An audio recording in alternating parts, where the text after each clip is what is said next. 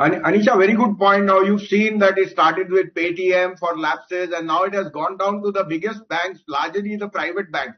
God knows what goes on in the PSU banks.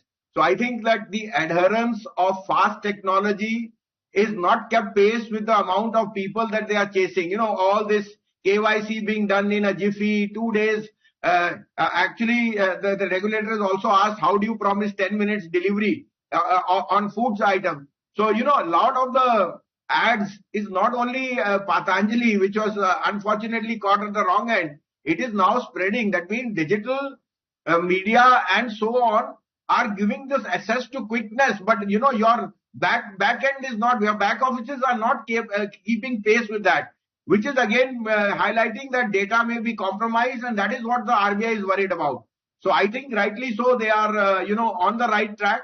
And as you've seen, it started with Bajaj Finance, it started actually with HDFC Bank, and wherever there is such a big growth in an economy, these ponder points are going to be there, Anisha. Now, on coming specifically on Kotak, I still think as a brand, as a bank which has had the lowest NPA and has managed its book very well, this would be a given opportunity to do a sip and wait out the time. You know, it's not been much of a performer. Overall, we still think that it has a very good pedigree management and their brand is doing extremely well. Now, how fast they can resort to the compliances and get back to form will take some time. Bajaj Finance has just asked for a regulatory audit and so on. So, Anisha, these are going to be more dependent on news flow and price reactions are part of that. But I would say that there is not much downside in Kotak. If you are a long-term investor, then start doing a SIP, which I think will make you good money over a period of time. I still think in my pecking order, ICICI, Axis, HDFC. These are the three large cap banks which we are very, very positive.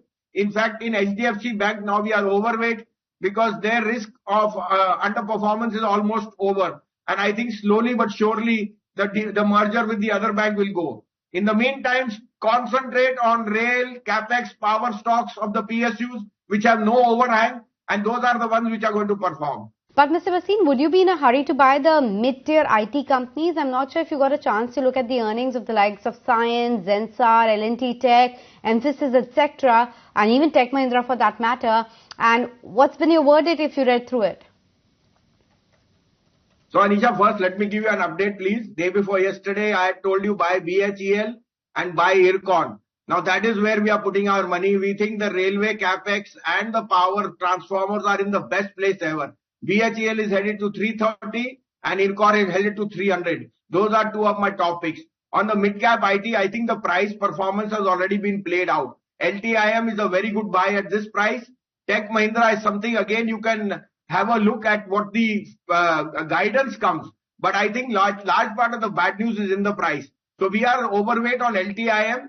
We have been very, very positive on HCL Tech and Wipro. Wipro is our top large cap pick along with HCL Tech. But in the mid cap, I like LTIM. However, like I told you, the real fire in the belly is BHEL and IRCON. Put your money there because those are going to be the real outperformers, at least till the elections.